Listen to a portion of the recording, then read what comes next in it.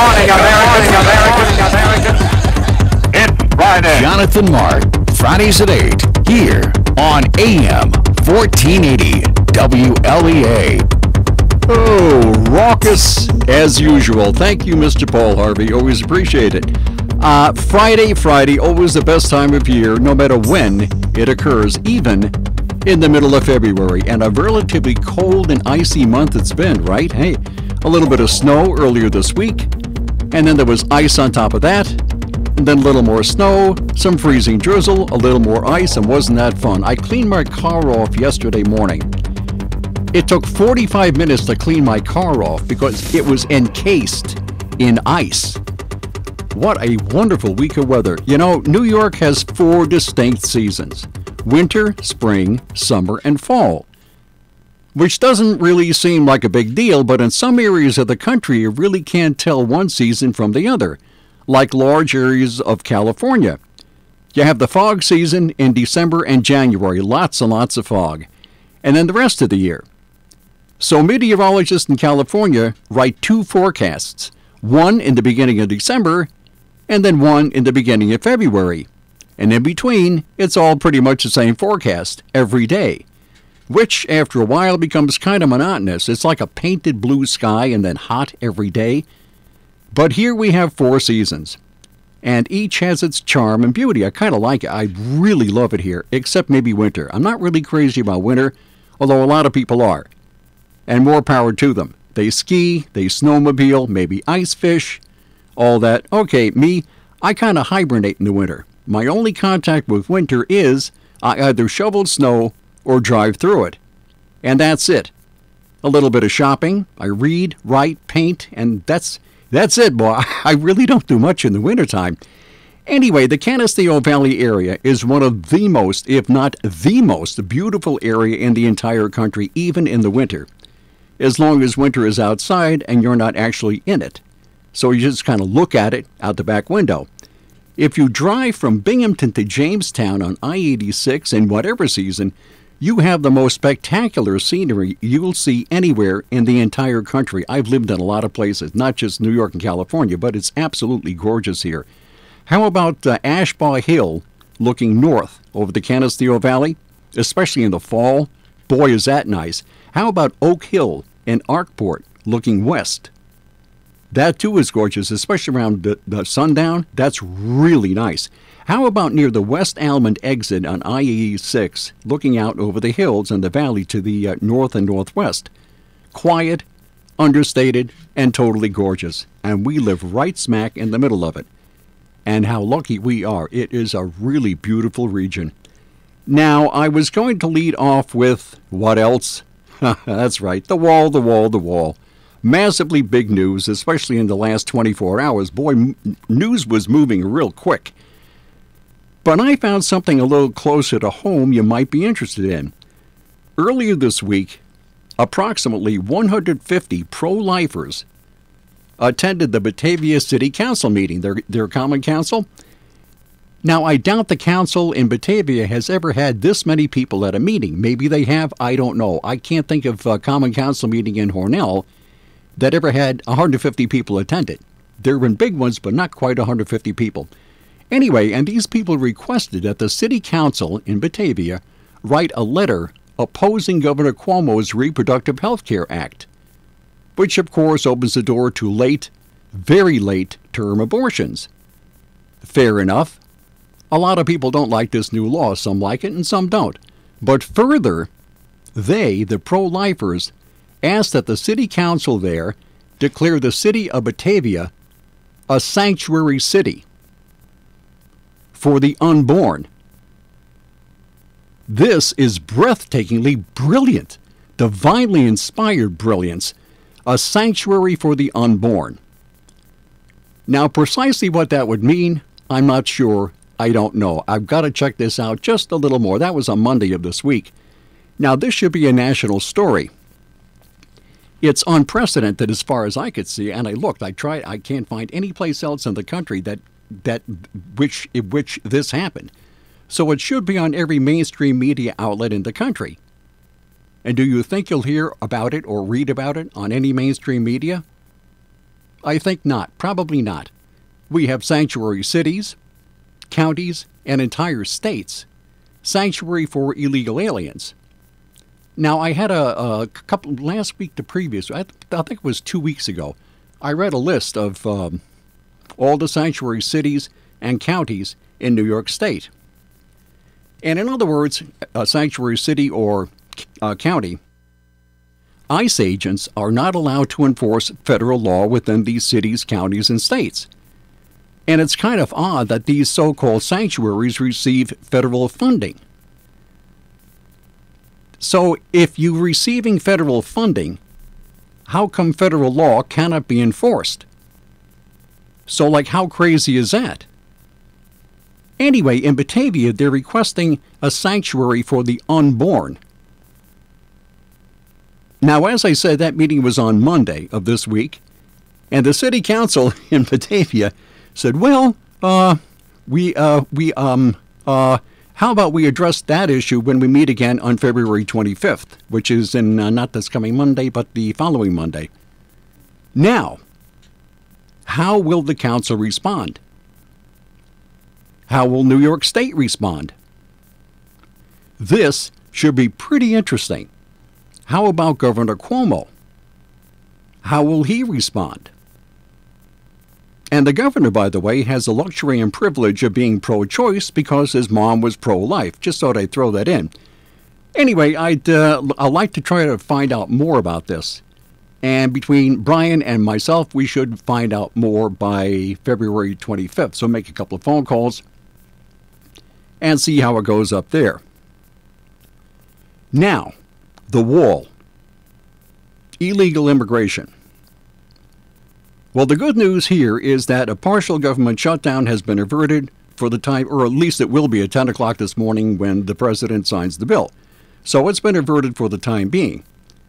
And the bad news is that Washington is still pretty well muggled up. The president will get some money for a wall, not as much as he wanted, but some. And any further money, he says, he will get by declaring a national emergency on the southern border. And lest you freak out, what? A national emergency? Holy cow, good grief! Every president since Ford has declared multiple states of national emergency for one reason or another. And some of them are pretty obscure. I have a list here. There are still currently 24 states, more than 24 states of national emergency in effect. And some of them are, as I said, are pretty obscure. Let me see. How about a national well, the National Emergency Act was signed in 1976 by President Ford, and since then there have been a bunch.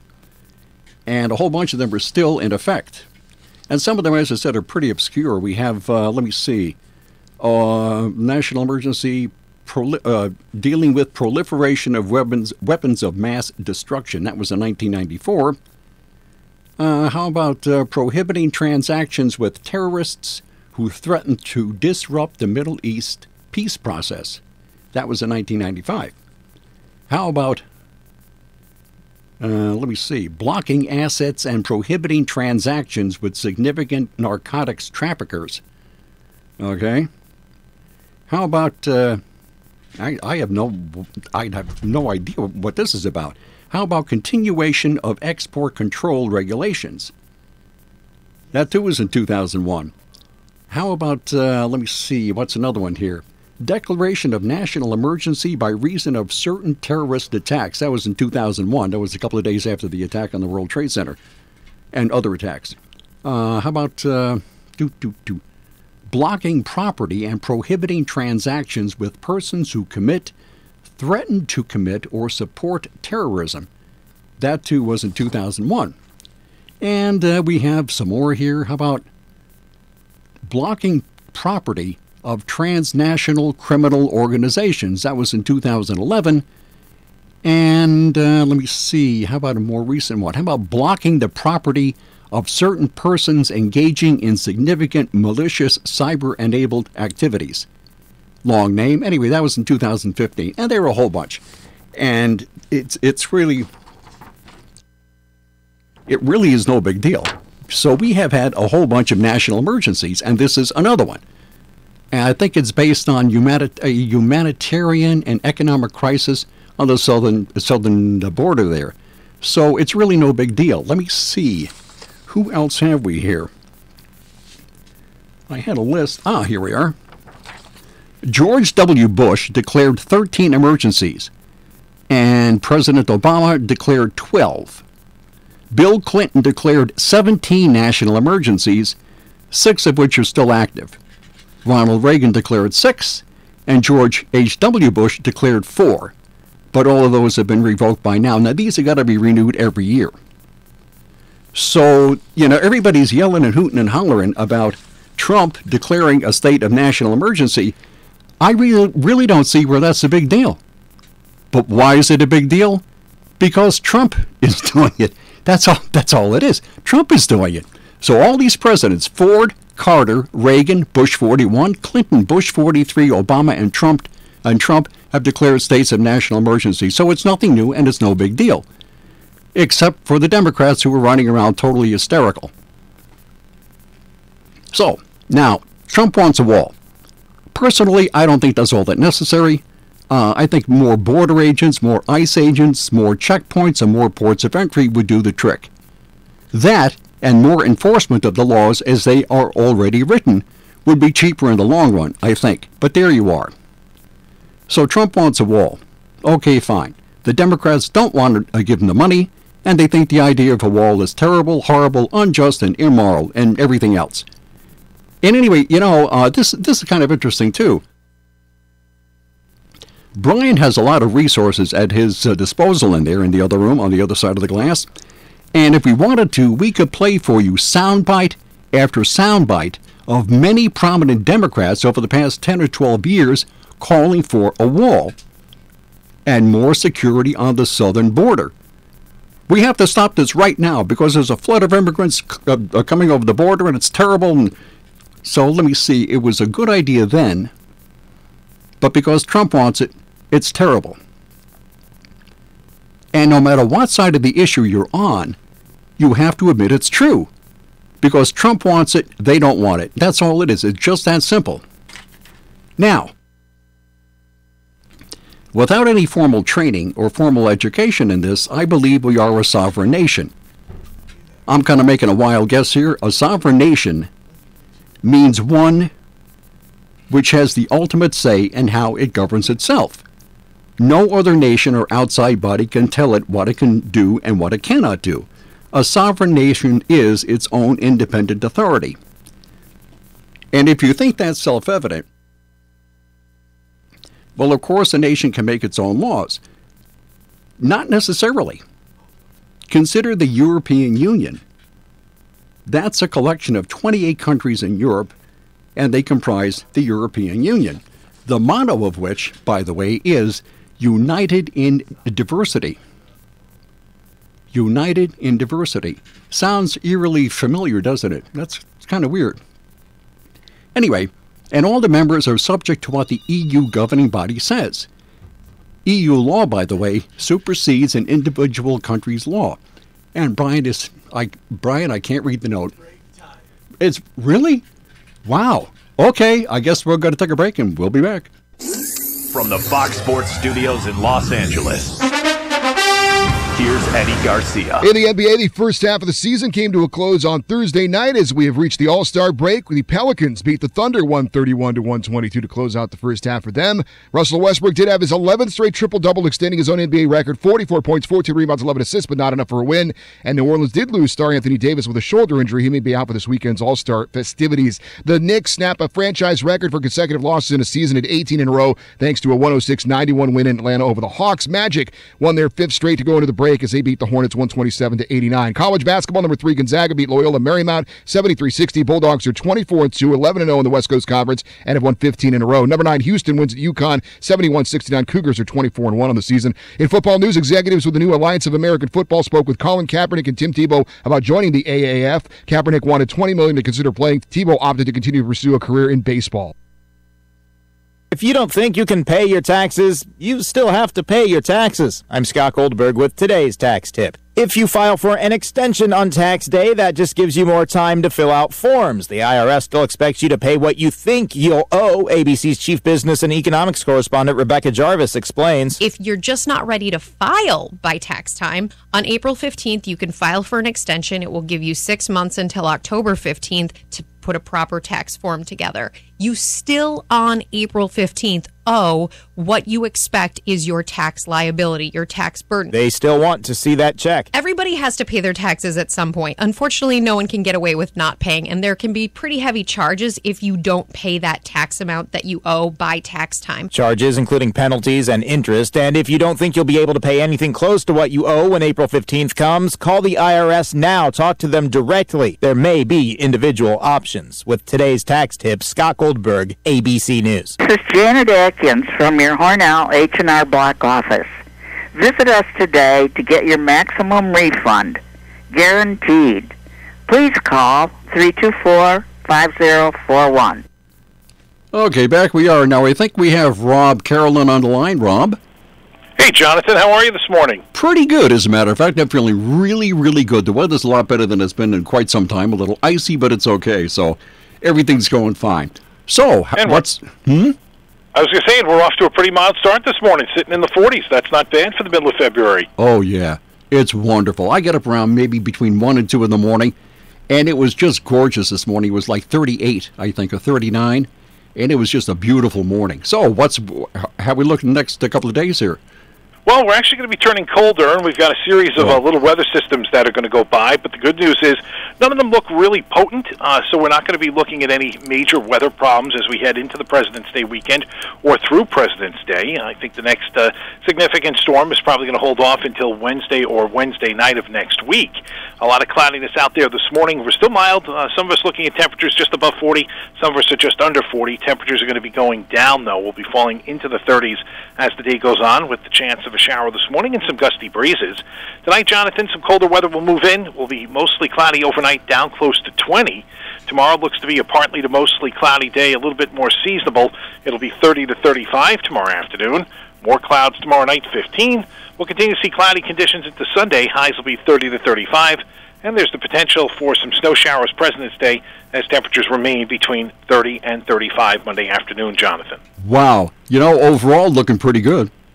Yeah, and we've only got about 6 more weeks to go, and we'll be coming out of wintertime. Oh, yeah. Oh, I would rather mow the lawn 8 times than shovel once. Okay? I hear you on that. It's usually a whole lot more comfortable to do that. Oh, yeah. Something about a riding lawnmower, you feel free, you're out there, it's all good. Thanks, Rob. We'll see you next week. You got it. Okay, bye. From the Fox Business Network, Caesars Entertainment, the casino and hotel company, could be for sale. The Wall Street Journal says investor Carl Icahn, who owns 10% of the company, is pushing it to sell itself. He believes it would be more successful if run by a rival casino company. Caesars owns around 50 casinos in 13 states and 5 countries, including Caesars Palace and Harrah's in Las Vegas. Facebook could wind up paying a multi-million-dollar fine following an investigation into its privacy practices. Reports say Facebook is currently negotiating the penalty. Facebook and the U.S. government have a privacy agreement dating back to 2011. Amazon shares closed down 1% after it abandoned plans to build a new headquarters in New York City. The Dow was down 103 yesterday, NASDAQ up 6, S&P down 7. With the Fox Business Report, I'm Jenny Cosola.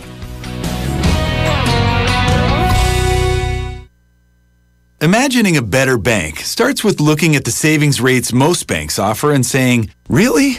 Capital One is building something better. You can open a Capital One savings account with one of the nation's best savings rates from anywhere, like here, or here, or here. One of the nation's best savings rates. Opened online, at a Capital One location, or from anywhere. That's banking reimagined. What's in your wallet? For consumers only. Offered by Capital One N.A. member FDIC. Copyright 2018 Capital One.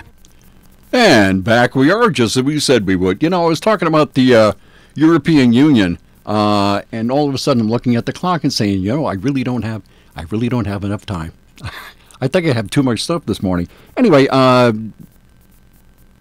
countries in the European Union are not entirely sovereign because the European Union Parliament dictates what they can do and cannot do. And EU law supersedes national law in Europe, which is amazing. So they're not really all that sovereign. We are, however, we are a sovereign nation, and a sovereignty bought at a great human sacrifice over 240 some odd years. So we set our own laws, and we set our own standards. And the law states that you cannot be in this country illegally. Much as it pushes, pulls, and tugs at the heartstrings, you can't be here illegally. Being here illegally leads to all kinds of problems for everyone concerned, including the illegal immigrant. And speaking of heartstrings, I wonder who came up with the word caravan. A caravan is approaching here, and another caravan is approaching there, and that was marketing genius. Young people, if you really want to make a lot of money, go into marketing. What does the word caravan conjure up? You think of the Arabian Nights or Marco Polo or something like that. Long lines of camels crossing the desert, bells ringing, finger cymbals, colorful costumes, long lines of dancing people bringing spices and exotic gifts and artifacts from some faraway place. Romantic and exciting, isn't it? Well, how about we think of these so-called caravans as columns? In other words, a military column. That's more to the point, isn't it? The dynamics become just a little more clear. Well, the bottom line is, this country, you can think of this country as a house, your house. And if someone knocked on your front door and asked, "May I come in?" you have the option of saying yes or no. Makes perfectly good sense. If you didn't know them, you might ask for some kind of ID or something. But generally speaking, though, I think we could trust our instincts. But let's say instead of knocking on the front door, they tried to climb in the kitchen window, or broke a basement window and tried to climb in, or a second-story window, or tried to break down your front door. That is a whole different scenario. Now, the homeowner would be kind of ticked, just as we as citizens should be ticked. And what's happening? And that's what's happening at the southern border. And Trump wants to stop that with a wall. And what in the world is the matter with that? It can't be the money. We have plenty of money for all kinds of things. So what is it? Or maybe we should require that immigrants enter through a port of entry or checkpoint or something. We would know who they are, where they're coming from as much as we can, and what kind of physical shape they're in. Measles, mumps, diphtheria, cholera, whatever, and there you go. To me, it just really doesn't seem all that tough. Now, some people might say, well, they've just come 1,000 miles or so why have them go through a port of entry or checkpoint? Well, that's the way immigration works. Hey, after hoofing it over 1,000 miles, what's a few more miles to find a port of entry or checkpoint and come in legally? They will go through the whole government red tape process, and there you go. A green card, and you're a citizen. Or then you become a citizen, and you're fine. This whole thing is absolutely absurd, and it's been going on for weeks, maybe a couple of months. And there is no sign that this thing will be resolved satisfactorily. I really don't understand why they just won't just do something. Allocate more money. But knowing Trump, I mean, if he wants something, he's going to get it. So they won't give him all the money he wants, and he will declare a state of national emergency and get the money another way. So one way or the other, the wall is going to be built. Now, I was going to tell you about my idea for a great outdoor line of clothing. Remember last week I mentioned I Survived the Polar Vortex t-shirts? Okay? Well, since then, I have a lot of time on my hands, and I've come up with an entire winter clothing line called Polar Vortex. Now, I'm thinking this could possibly, be as big as, what's his name, Tommy Hilfiger or Under Armour, Polar Vortex clothing. I'm working on that. Maybe I'll have the details done next week. Okay, I hear the little sounder going there. Okay, see you next week. Bye.